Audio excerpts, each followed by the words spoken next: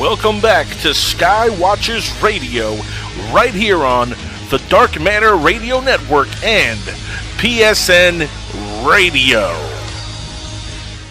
Alrighty, we are back here on Skywatchers Radio. For the next segment, we have Dr. Joseph Mera, who's going to be a regular on the show.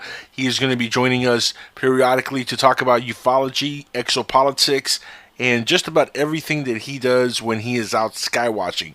And this is your first time on this show as your segment with us, and we're really happy to have you on. I know the audience is eager to learn who you are. So why don't you give us a brief backstory just so we can all kind of get to know you and what you're going to talk about with us here once a month? Okay. Well, boy, brief you say, huh? Yes. Okay. No pressure. Okay. No pressure. Well, we got you for a half an hour. Give us 5-minute overview and synopsis of you. No pressure. That's what I'm just thinking to myself. Okay, in 5 minutes, let me do this. Okay. So I was born and raised a Catholic. I'm currently 41 years of age, and why that's relevant is because, from childhood up until early adulthood, I always questioned that Catholicism, and to me it was like kind of putting things in a box, and you're not allowed to look outside your religion, and I've always questioned my own religion and things like, if you're in the wrong religion, you're going to go to hell. And I'm like, wait a minute. So if there's somebody born on the other side of the planet and they're in a different religion, they're going to go to hell just by virtue of being, not born into Catholicism. So things like that never made sense to me. Different authority, different, laws and things like that. So, I've always questioned the life we live here on this planet. And as I continued my education from high school into an associate degree for an RN, then a bachelor's degree, then a master's as a nurse practitioner, then a doctorate degree as a DNP. While I was doing that, I was also researching other modalities such as hypnotherapy and Reiki energy. And I explored things such as the ghostly realm and the ET realm, and traveling, different parts of the United States and down into Mexico, and to check out the Mayan civilization. I checked out the Iseti Ranch there in Washington.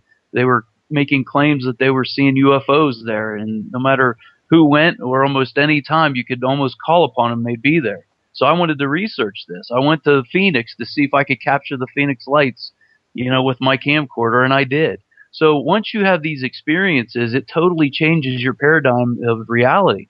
And, I'm trained as a scientist. I went through all this education and I believe in the scientific method, but it doesn't account for some of these things that are not exactly explainable. At least we don't have scientific tools to explain them. So, sometimes you have to think outside the box and you go do your own research. So that's where I'm at today. So just to be brief, that's who I am, and that's where I'm at. That makes sense. Now, let me ask you, do you think that it's a coincidence that you've had so many paranormal experiences, including ufology-related experiences? Do you think that they're all kind of interconnected? Because I think everything is interconnected with each other.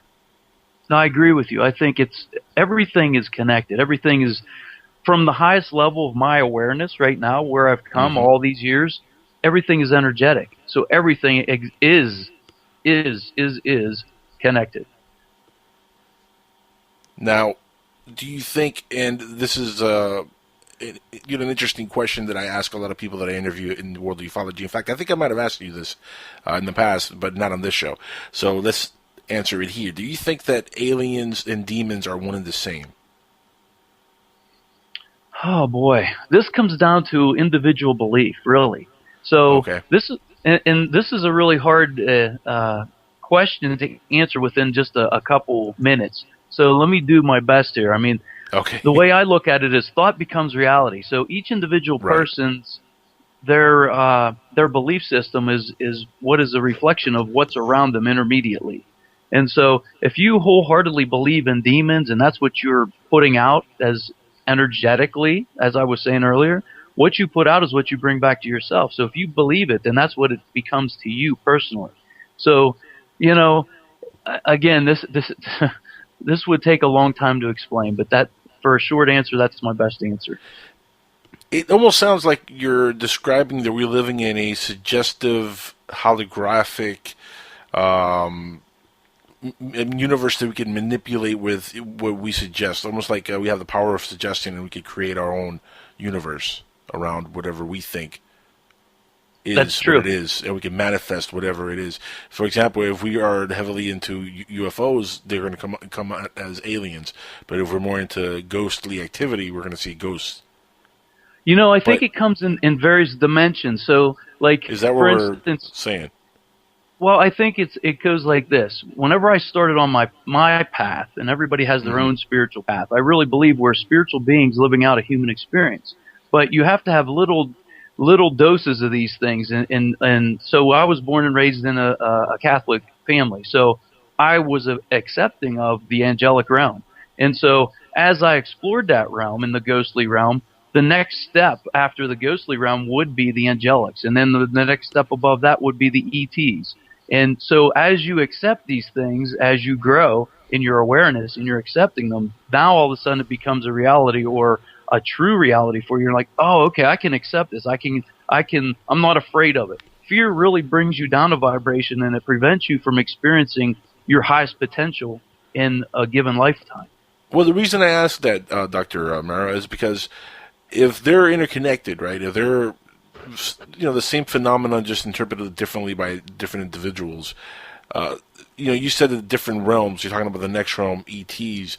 Wouldn't ETs, in a sense, be in the same realm as us, just on different planets? Ooh, good question. Because if we're talking about a different realm, now we're not really talking about ETs as extraterrestrials. We might be talking about more interdimensional beings. That'll be a different realm. ETs, I would say, is more like like on Mars, there could be ETs. Well, okay, so yeah, in our now own galaxy. This is where it comes down to the dimensions. And so in a 3D dimension, that's a thick, dense world that we all live in right now. And those that have a belief that I just go about my day-to-day life, and I go to work, and if I can't see it, then I don't believe it. That's like a 3D. 4D is a belief in these higher beings, such as ETs.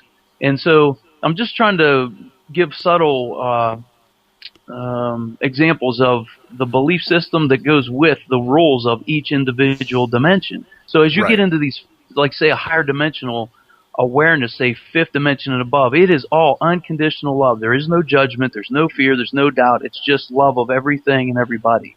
And so there's no good or bad. There's no polarity like there is here in this dimension. Dr. Morrow, question. So the way you're describing the dimensions, then, it is different from, like, say, Einstein's theory of what dimensions were, where the fourth dimension is really space and time itself. That being a dimension, it's a different form of viewing the dimensions. In other words, yes, that's our current understanding in science. With the you add time and that becomes our fourth dimension. But there's a lot that we don't know in this universe. It is so big, it is so vast, and we're just now scratching the surface of what else is out there. And when you're in fear, and when you're, this goes back to other belief systems like Darwinism, creationism, and the religions, and the Big Bang Theory. So depending on which one of those you believe, that's all separateness. If everybody was on the same page, this wouldn't be such a hard thing to get. You know what I'm saying? And it's funny. It's funny you say that, because Lloyd Pye, who passed away recently, great guy. I had him on the show in 2009, and got to pick his brain a little bit about what he believed. And of course, his thought was that he didn't believe in evolution per se. He didn't believe in religion per se. He believed in the happy medium, where we were kind of helped along by an extraterrestrial race that came down and kind of pushed our evolution forward. But in the end of the day, there's still an evolution that takes place from the very beginning. Now, the Big Bang at this point, I think, that singularity that happened, I think that science is almost at the point where it's accepted, I think, universally by all scientists, that there was some sort of a Big Bang. But what was there before the Big Bang, I think, is the big question. Was it all just darkness? Nobody seems to be able to answer that question, I think. Our physical brains right now can only take in so much and can understand so much. And so I think we're limited just with the ability. We are only using 8 to 10% of our brain. We're only using 3 to 5% of our DNA. Yeah, some of us don't even use that much, to be honest.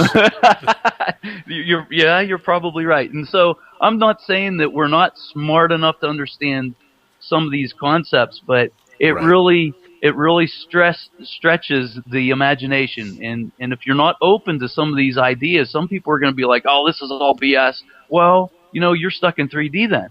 You need to be open-minded enough to see the possibilities, and as you open up to it, you start to have experiences. And this goes back to the dimension. So you were asking me about the variations in dimensions and to define them.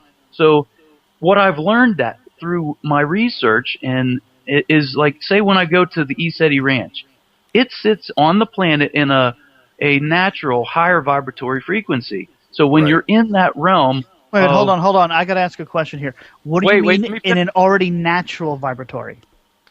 Okay. So the Earth vibrates at a particular hertz, and there's ley lines that go across within the Earth. And at various points where they intersect in different places where these mountains are, say like Mount Adams, they're right next to ESETI. It naturally has a higher vibration than, say, where I was from in Pennsylvania. So I knew as soon as I stepped off the plane and I drove up her, I could feel it in my body. I was euphoric. My vibrations were high. I didn't know what it meant to me at the time, but I could just feel it. Okay, let me ask you a quick question. I'm sorry for interrupting, but I understand that it's a personal feeling, and I'm not trying to debunk or anything, but you're saying you felt the vibrational difference. Is there any scientific equipment that actually can measure, quantify, can be calibrated to actually measure the variations? I mean, I know there's ways to measure the ley lines. Was okay. Yes. I just want to hear more about that. Okay. Well, this is not my scientific field, but yes, there is. There are other people that have done that work. If you look into Michael Tellinger's work, he's doing this work with in South Africa, where these ancient structures are, and they have these particular shapes that they used in this particular stone that they used, and they do have meters that they go inside these things and they resonate at a particular frequency. And that's what we're unlocking the keys of the ancients right now with all this new evidence that's coming out. But let me just get back to this point. Sorry, I sidetracked you. No. It's hard for me to get back because this energy's streaming through me, this information. So as I'm sitting there at ESETI Ranch with all these other people, all of a sudden, because you're at the same place at the same time in a higher vibration, and collectively, this is another thing we didn't talk about yet, but humanity also has this collective consciousness. We talked about thought becomes reality. Well, that's your individual reality. There's also a consciousness field that goes around this planet. And as we're all connected to it, depending if you're tapped into different places at different times, you perceive the same thing at the same time. So while I was at ESETI Ranch, and there was at least 30 people there. And all of a sudden, these UFOs start coming over, and we're all seeing them. And you know what? I have to question that if I was in, say, a lower vibratory place on the planet, if I would actually see this. And I really think the answer is no, I wouldn't have. It's a matter of you raising your frequency to the point of where you can see these things and where they're resonating at, if that makes sense to you. And we have these things on film. And we have also, now this is really strange. I go to this place to see UFOs, and all of a sudden you see all these orbs all around you, and one comes right in front of your face, and it turns into a pixie. Okay, this thing's like 2 inches high. We have it on camera too. So so there's a lot of people on the listening to this going, oh, this guy's crazy and this and that. But you know what? Look up the documentary. We have it on film. Plus, you have the corroboration of all the other people that are witnessing the same thing as you at the same time. Okay. Now, have you plugged the documentary? Where do we find this? No, I have a question about, because you sent me the video earlier, and I saw some of the footage on there, and there was definitely some very interesting stuff you guys captured on there. What other spectrums of light are you looking through? Is it just all infrared? No, actually, the tools that they were using there at the ESETI Ranch, you're going to have to maybe contact James Gilliland, who owns the ranch. I don't know exactly what the technology that or I don't remember. I'm sure he told me at the Right. time what we're looking through and what we're using as far as the film footage, but I don't remember. And again, that's not my field, so I apologize for not being specific about what it was that we were No, no, using. it's cool. It's cool because no, the reason I ask is there is some infrared cameras that do pick up bugs and it illuminates the hell out of them. And there was a couple shots in there that were a little, I don't know, a little bizarre, but there was some stuff in there that I saw that really did look weird. Like, I mean, just out of this world weird. Yeah, so. thanks for sending me a copy. I didn't get to see I'm it yet. sorry. The sniffles. I'll send it to you later. Don't worry. I It's all try his to fault. prepare you for, if we're going to be talking about various things, I can send you guys various information so we can discuss it, and you can hammer me with all these questions you have, and I can try to do the best I can to. I mean, Well, in a remember half hour, this is just like a brief get to know you type of thing. When you come back in the future, it would be more like, well, you have a report for us, and let's talk about right. what you want to talk about. You know, the Okay. audience they don't really know you right now. So, in fact, let's sidetrack a little bit because you did have your own show, Universal Talk Radio. Tell Yeah. us a little bit about what happened with that show and why it went away. Okay, well, when you start finding these things out, you need to talk to somebody about this, right? And when you have people in your family and your friends that they don't get it and they don't care about it, and this is years ago, I'm like, okay, who do I talk to about this? So I had to have a platform to not only discuss what I have found, but interview people to put the pieces to the puzzle together. And that's what Universal Talk was all about. It's still online if people want to go back and start at the beginning and go through what many of us call the geopolitical to figure out that, yep, there's chemtrails. Yep, there's a financial, the banksters that have been taking over our planet. I mean, all this stuff is a reality. All these whistleblowers that I've interviewed in NASA and astronauts and doctors and lawyers and I mean from all over the world. That's what that was all about. And once I got to the point of an understanding of what's going on, I kind of shifted my awareness to, okay, now I know what's going on. How can I help myself, my fellow human beings, and the planet? Because we're destroying this planet and ourselves while we're on it. So, I guess I had to get away from everything, and I had 3 urgent care centers. I had a nice home and all the goodies, the toys, the snowmobiles and the 4-wheelers and all these things. And I basically one day said, that's it. I just don't want to do this anymore. So I sold everything I had, and I moved from Pennsylvania to New Mexico. And, I just wanted to find the truth. That's what I've been looking for all my life. And I think each person's individual truth changes depending on what point in the path they are. Because the more you research, the more rabbit holes you go down, and the more all of a sudden you prove to yourself, oh my gosh, this is a reality. Oh, this is real. This is real. And then, I don't think anybody ever stops growing. I think that's what the universe is all about, expansion. I have to agree 100% on just about everything you said, except I've had kind of like an opposite reaction to a couple of things. As I've done a lot of these radio shows and I've done my research, I've had the unfortunate, the unfortunate tasks to realize that a lot of it is bogey and a lot of it is a little hokey, and there's a lot of hoaxing going on in the world of ufology and paranormal. How do you feel about people that are just out for a quick buck and are really hoaxing all the videos on YouTube and all that kind of stuff that's been going on in the last 5 years? Well, it is a little bit annoying because when there's people out there that are muddying the water, so to speak. So to speak, yeah. Yeah. So you're just like, okay, what's real and what's not? Because everybody that has had a taste of this and has had their own personal experience wants to believe in more things. So now you're on edge and you're cautious about what you believe and what you don't. And so again, it's kind of like that separation we talked about before with Darwinism and all this. We can't get to the truth like just streamlined because there's so much BS to wade through. So you're right. There are people out there. There are charlatans. There are people that are just making claims that aren't true. And like I always say, this is a schoolhouse. A schoolhouse of life here on this planet. And Yeah. without opposition, there's no growth. So I see the good guys, the bad guys. I don't even see them as good or bad anymore. I just see it as opposition for growth.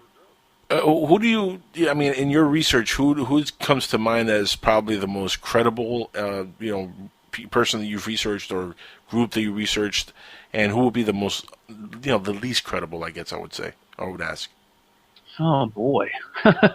I would have to say James Gilliland at his ranch, at the ESETI Ranch, is the most credible because he has had PhD guys there that have gone up there with equipment, their own independent studies, and they were there as a skeptic and they left as a believer. And I've personally been there. So I have personal experience. I talked to the man. I was on his ranch. I had my own experiences, plus all these other, Boeing guys, these triple PhD guys that are going up there and witnessing it themselves, and they just can't explain what they're seeing. So I'd say he would get the talk. Can anybody contact the ranch and go up there and have a visit? Well, I'll tell you what. In the past, that's the way it was. It was open to anybody, but now they had to make it more private because he was in court like 10 times or something like this because they're trying to shut him down. And, it's always one of those things when the government catches wind of something that people are going to start waking up to what the hell's really going on this planet. They just want to control it, or they're in fear. It's one of those two things. It's like religious. Oh, this is the devil's work. And the next thing you know, they're influential in trying to shut you down. Right. And so, yes, you can still go there, but you have to have a personal invitation. In fact, I think you can get online on the ESETI website and ask for an invitation, and you can actually go up there, but you have to have a personal invitation. And I don't think it's that big of a deal, but just because of the legality, that's what has transpired over the last few years. Now, other than going up there on ESETI, how many hours would you say that you've put into skywatching yourself? Oh, man, I'm always in the sky. In fact, out here, well, I'm a pilot, too, by the way. Yes. So, oh, you forgot to throw that part in. Oh, God, there's just too much. A man of many skills, Dr. Joseph Mera. I get bored easy, I guess. But, yeah, here in New Mexico, I mean, these are the cleanest skies almost on the planet in some parts of New Mexico. So, incidentally, I became a part of the astronomy club here, and they have this out at Clayton Lake State Park. They have some awesome telescopes here, believe it or not. It's in the middle of nowhere, but man, you can really, and this was, oh my gosh, this just popped into my head. I'm sitting here talking to two other members, and they're facing me, and I look up above their heads, and all of a sudden, it looked like a star was coming across the sky and stopped, and it powered up, and it was this great big orange power up, and I was like, my face must have said it all, and I pointed, and those two turned around, and all of a sudden it powered back down, and it just went off. And they both turned around and looked at me and said, "Oh, that must have been the space station." And I'm like, "What?" I mean, and then the woman was like, "Hey, if it wasn't the space station, I don't know that the space station stops, first of all. No. And then if it wasn't that far away from us, is another thing. It was like, wait a minute, this isn't like way out there. This is, oh my God, it was so close. But anyway, her thing was, I'm afraid. I don't want it to be anything but the space station, so don't tell me any different. And so there you go. It's all about belief and acceptance. So I was like excited, like, oh my gosh, I wish I could share this with someone who was open, but Well, there are more people that want to keep their head in the sand than actually face reality. Yeah, and you know what? I don't want to say it was. You know what it was? A unidentified flying object, UFO. I don't know what. I can't say it was a craft, but you know what? If it stops and all of a sudden I'm staring at it, powers up, and then goes off on its merry way, I don't know what it was. I honestly don't know, but it was cool. Here's the final question I have for you for the night, and I know Alan might have one for you, but do you think that a lot of the aircrafts that people do see in the sky, like maybe some of the stuff you've seen, are our own government-back engineered crafts from stuff that we've recovered from like Roswell and other crashes, or is everything alien just coming down to see us? Easy answer is yes. I think that some of this is back engineered. The ones that you can tell the difference, and this is what goes back to the interdimensional, when you start to witness these things, that are these energetic orbs that are huge, and all of a sudden they're sitting there communicating with you by you screaming, saying power up, and you have a whole bunch of people doing that, and next thing you know, it gets real bright like a football field or so, and then it goes back down. And then you see these two fighter jets going towards it, and all of a sudden it blinks out, and as these jets go flying by, it blinks back on. and then it continues to communicate with you. So I don't think those are ours. I think that is something beyond our technology. So hopefully that answered your question. You know, I still say it could always be some recruit just test flying somebody back in Junior just messing with you. No, like, if there are press some lights. I'm sorry. If there are fighter jets chasing, if there are fighter jets chasing whatever's flying out there, odds are it's not one of ours. Probably That's not. true. Yeah, you're right. And here's the other thing. This thing was huge compared. These little the jets look like little specks because you can see their flashing lights. And as a pilot, I know you can't hover with something that big unless it's a helicopter, and then you hear noise. Unless it, like you say, it may have been something that we have as a technology that I'm not aware of. But to make it invisible as these things shoot by and then it pop back on, I don't know of anything that we have currently anyway. Well, yeah, but remember, if the government does have back-engineered stuff, I'm sure they're a couple hundred years more advanced technologically than what they're telling us, maybe 100, 200 years. They will have stuff they could go to here in Mars in about 25 minutes, maybe less. You know, I'm pretty sure that technology exists already. It's just them telling us about it. That's a different story. Because if they start telling us that they got those kind of ships, then at that point it's like, okay, well, you know, I guess crash really did happen at Roswell, and I guess that, you know, UFOs, aliens, all that stuff is real. So they can't really tell us about that sort of technology. They kind of got to slowly push along the evolution of technology because technologically, you know, technology advancements is an evolution in itself, and it just keeps evolving every year we get more and more. But you know, we get better equipment every year. Every computers get better, get faster. Technology evolves, and they have to push it along slowly, just so people don't say, "Well, I guess it was true the whole time. They were lying about the aliens." Yeah, but let me. Can you imagine going from the shuttle to like the craft that can go from here to Mars in 20 minutes? I mean, that right. You know, well, here's the biggest secret. Here's the biggest secret. If they find out that we are being visited, okay? How did they get here? They have a propulsion system that does not require oil that we are so addicted to on this planet. So once we figure out the technology that we can have free energy for our cars, our vehicles, our homes, all of that stuff, the people, and this goes back to the geopolitical, the banksters and the people that hijacked this planet. So you have to know the whole story, and that's where I was telling you, you got to put all the pieces together to understand this, because this is the biggest reason why they won't release it, is because there's free energy out there. Well, wait a minute. We already know about free energy. It's called the sun. Just to get more free than that, it's all over the place. See, this is the main issue I have with the whole free energy argument about aliens. The sun is more free than anything the aliens have, and we're just not putting it to use because we're kind of lazy and stupid. We would still want to rely on old things like gasoline, which is just making us a lot of money. I don't think we're honestly lazy and stupid. I think some of that technology that harnesses the sun's power and other elements that are out there is more being suppressed by governments and people. But I'm talking about us, the people, are lazy and stupid to put more of a focal point on this subject. Okay. I mean, if your everyday American actually, or everyday person around the world actually said, you know what, I'm going to write my congressman, I'm going to write my president, I'm going to write, and they got flooded with letters, emails, all kinds of things on change.org, where people demanding this stuff, demanding that technology, of solar technology, gets used more, because we do have the technology solar-wise to already implement it on a larger scale. We're just not doing it because we're making more money with gasoline. No, we're not the ones that are making money. That's the whole problem. There are other people that are controlling the knowledge. Correct. Yeah. And here's the other thing. They're making the money. Stupid. Hold on. We're not stupid through our own fault. We're only stupid and blind to what's available to us because we aren't shown the other possibilities. So you can't really call humanity as a whole stupid over the whole situation. Well, they do celebrate Halloween. And that's a pretty stupid holiday. But anyway, we're out of time here for this segment. Joseph, thank you so much for being here on Skywatchers Radio. We got Paul Dale Roberts waiting in the wings to join us in a couple minutes here. And you're going to be back with us once a month. So we're going to stop right there and give everybody a tease for the next time we're on the air. We're going to continue and pick up right here where we left off. Once again, thank you, my friend, for being on the show with us tonight. Thank you, guys. It was really fun. Thank you. It was really fun. Enjoy the night, and if you skywatch and see Santa, I want a photo.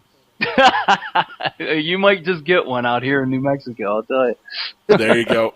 Everybody, it is 12 a.m. Eastern right now on my time, so happy holidays, and a Merry Christmas to all. We'll be right back on Skywatchers Radio.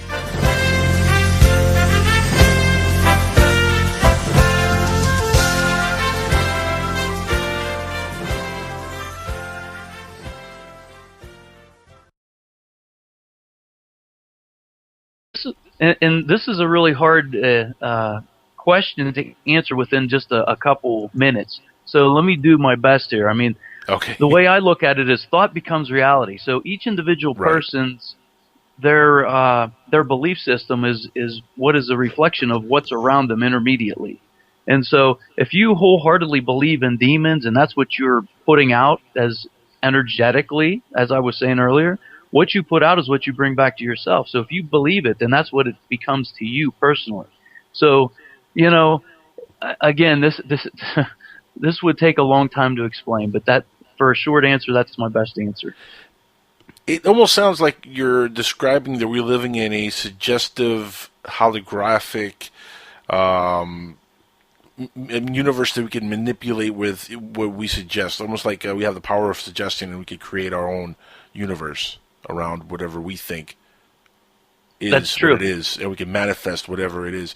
For example, if we are heavily into UFOs, age, and why that's relevant is because, you know, from childhood up until early adulthood, I always questioned that Catholicism, and to me it was like kind of putting things in a box, and you're not allowed to look outside your religion, and you know, I've always questioned my own religion and things like, oh, well, you know, if you're in the wrong religion, you're going to go to hell. And I'm like, wait a minute. So if there's somebody born on the other side of the planet and they're in a different religion, they're going to go to hell just by virtue of being, you know, not born into Catholicism. So things like that never made sense to me. Different authority, different, you know, laws and things like that. So, you know, I've always questioned the life we live here on this planet. And as I continued my education from high school into an associate degree for an RN, then a bachelor's degree, then a master's as a nurse practitioner, then a doctorate degree as a DNP. So that's where I'm at today. So just to be brief, I mean, that's who I am, and that's where I'm at. That makes sense. Now, let me ask you, do you think that it's a coincidence that you've had so many paranormal experiences, including ufology-related experiences? Do you think that they're all kind of interconnected? Because personally, I think everything is interconnected with each other. No, I agree with you. I think everything is connected. Everything is, from the highest level of my awareness right now, where I've come all these years, everything is energetic. So everything is connected. Now, do you think, and this is an interesting question that I ask a lot of people that I interview in the world of ufology. In fact, I think I might have asked you this in the past, but not on this show. So let's answer it here. Do you think that aliens and demons are one and the same? Oh, boy. This comes down to individual belief, really. So while I was doing that, I was also researching other modalities such as hypnotherapy and Reiki energy. And I explored things such as the ghostly realm and the ET realm, and traveling, you know, different parts of the United States and down into Mexico, and to check out the Mayan civilization. I checked out the Isetti Ranch there in Washington. They were making claims that they were seeing UFOs there, and no matter who went or almost any time, you could almost call upon them, they'd be there. So I wanted to research this. I went to Phoenix to see if I could capture the Phoenix lights, you know, with my camcorder, and I did. So once you have these experiences, it totally changes your paradigm of reality. And, you know, I'm trained as a scientist. I went through all this education, and you know, I believe in the scientific method, but it doesn't account for some of these things that are not exactly explainable. At least we don't have scientific tools to explain them. So, you know, sometimes you have to think outside the box, and you go do your own research. Welcome back to Skywatchers Radio, right here on the Dark Matter Radio Network and PSN Radio.